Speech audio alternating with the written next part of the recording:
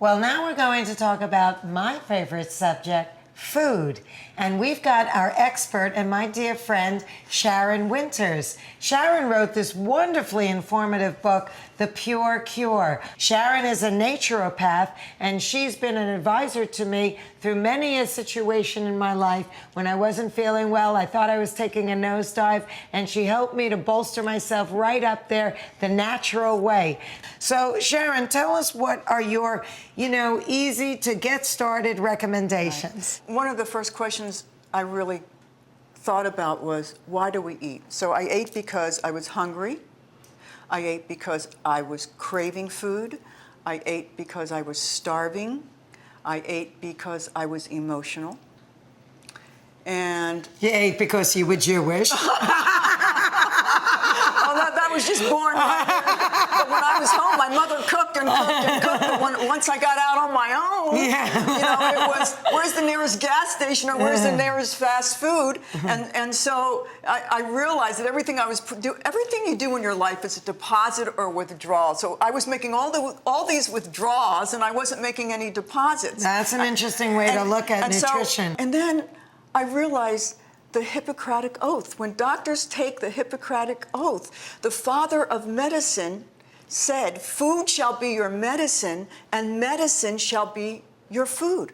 Where did we go wrong? Where bodies are starving. We're living in a land of plenty and we're starving because we're eating food that has no nutrient value. So I want to start with the basics. Water. We're 70% water, so we need water to sustain ourselves, but we are an electrical system. And we need to hydrate our bodies, but we need electrolytes. Now, we lose electrolytes when we sweat, when we travel, when we're in altitude, and when we're under stress, and when we have a temperature. So this is a light bulb with 2 electrodes. And this is some water, and this is good water. This is water that didn't come from the tap. Tap water tends to be high in acid, and it tends to have a lot of things Chlorine, in it. Yeah. Fluoride, right? So I'm going to just put these 2 electrodes in water, and nothing happens. There's a tiny little bit thread of light in the middle Do you there. see it? Mm-hmm. Okay. Now this is a Thai coconut. You can get this at any health food store. And now, this is my new favorite drink. And I'm going to put the 2 electrodes on. Wow, that is unbelievable, Sharon. So what are the beverages that we can drink that are naturally high in electrolytes? There's a lot. Well, coconut, first of all. They used to use coconuts in the war for blood transfusions when they ran out of blood. Really? That's interesting. So this is probably one of the most nutritious things that you can drink. And I've tested coconut water in bottles, and the light still comes on. Now, are there vegetables that are particularly high in nutrients? Because one of the things that Sharon had said to me was that, for example, spinach that you might have eaten 20 years ago was much higher in iron than the same amount of spinach today. You couldn't eat 10 times that spinach and get what you were able to get several years ago, because the way we farm, we keep stripping the soil. So the food that we're growing actually is unsustainable as well. We need to rethink everything. So the most important thing is that you can do is, first, ideally, it would be nice if you could make your own organic garden, even if you can start small with some tomatoes or some basil. But there's nothing like planting some seeds and seeing it grow and then putting it into your body. That would be ideal. But some of us live in the city and we can't do that. The next thing would be to go to the farmer's market and buy and support our local farmers who are making organic. Now, do you have a plant-based diet? Because I've been hearing a lot about whether or not we should be plant-based or eat animal protein. And I have to admit, sometimes I do eat animal protein, but I would say that the bulk of my diet is plant-based. Right. I've been a vegetarian for 40 years. But there are other reasons too that I'm a vegetarian. But if you're going to eat meat, then there's another way you can do that. Make sure that the meat that you get is grass-fed, that it doesn't have bovine growth hormones in it, that it doesn't have antibiotics in it.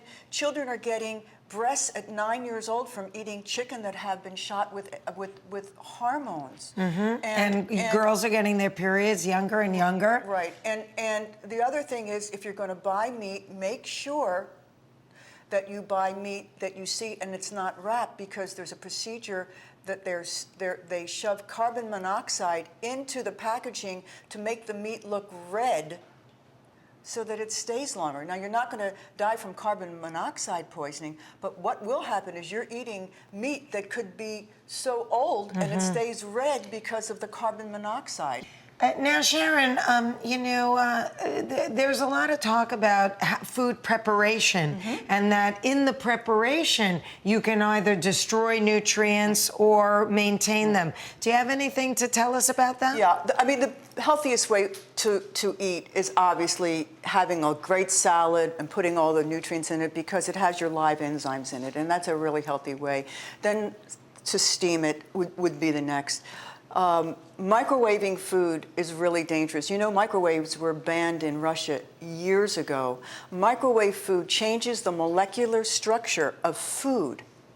It has no nutrient value. So anything that you put in that microwave oven is gone. Destroyed. Plus is destroyed. Now, when you cook something in a skillet, the molecular structure doesn't change. It doesn't change, but then you get into what are you making in that skillet? Fry. I say fry and die, because when you're using oils and you heat them up, you are making free radicals in your body. Really? You're making free radicals. So you're better off steaming and then sprinkling like cold-pressed olive oil over it after it's cooked. Coconut oil is probably one of the healthiest oils that you can. I started using the virgin coconut oil. I eat a tablespoon of coconut oil every day. I smear it on my gluten-free bread. Isn't that good? Delicious. It's good. It's amazing.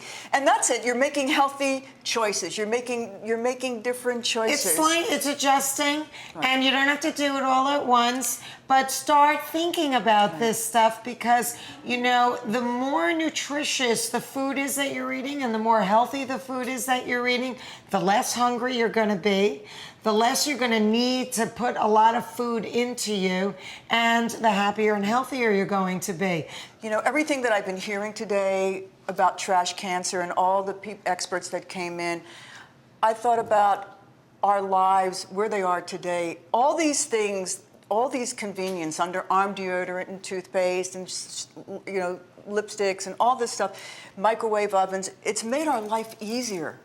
No question about it. But at what cost? Oh, to definitely. Our lives? Listen, we were sold a bill of goods in the 20th century that, to be a throwaway society is to be a modern society. Right. And at the end of the day, it's not good for us. It's not good for the planet.